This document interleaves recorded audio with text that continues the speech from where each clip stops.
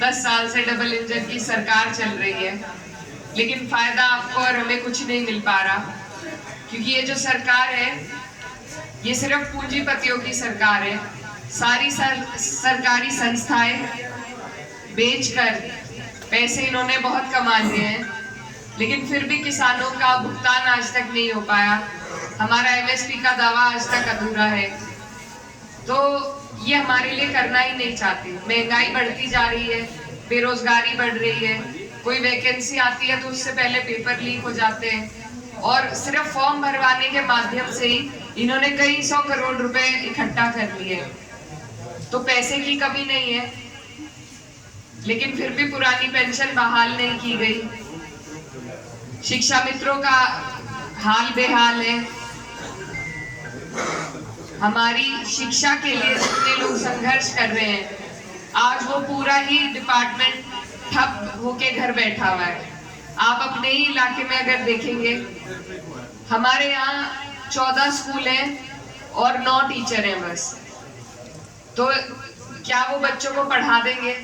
क्या शिक्षा मिल जाएगी बच्चों को? ये सब सोचना सरकार का काम है। क्या गरीब के बच्चे को पढ़ने का अधिकार नहीं है?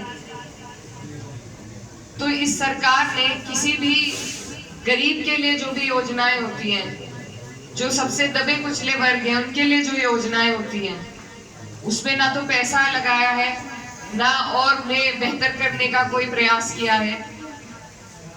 तो इस सरकार को हमने देख लिया, भोग लिया। अब हमें जरूरत है बदलाव की, क्योंकि एक जगह तो पानी भी सड़ जाता है रुका हुआ। तो इसलिए आपको और हमें कोशिश करनी है कि हम बदलाव कर सके। सुधार जो आएगा वो बदलाव से ही आएगा। जब कोई व्यवस्था इतनी बिगड़ जाए तो उसमें सुधार लाने के लिए बदलाव लाना जरूरी है।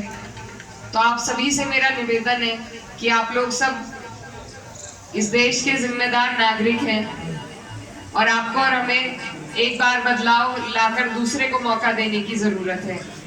यहाँ से आपके जो जनप्रतिनिधि हैं, हमारे माननीय सांसद जी, वो भी डबल इंजन की सरकार के सांसद थे। सांसद अपने आप में एक बड़ी ताकत होते हैं, और उसके साथ साथ अगर उनके ऊपर 2-2 सरकारों का हाथ हो तो वह अपने क्षेत्र के कल्याण के लिए बहुत कुछ कर सकते हैं। लेकिन यहाँ भी आपके तो वो विधायक भी रहे, ये तो उनकी निजी विधानसभा है।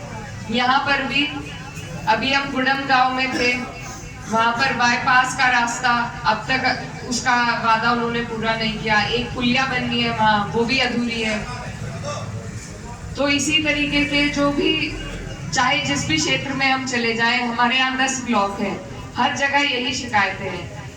और ये शिकायतें इसलिए हैं क्योंकि जब तक जनप्रतिनिधि अपने लोगों के बीच में पहुंचेगा नहीं, उनके सुख दुख में नहीं आएगा, उनकी समस्याओं से अवगत नहीं होगा, तो वो उनका विस्तारण भी नहीं करा पाएगा। फिर चाहे डबल इंजन की ही सरकार क्यों ना हो, जब तक आपका जनप्रतिनिधि आपके बीच में काम नहीं करेगा, वो आपको किसी सरकार का लाभ नहीं दिला पाएगा।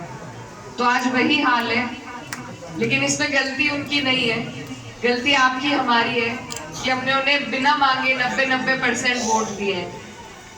तो इस बार आप लोग योग्यता पे वोट दें।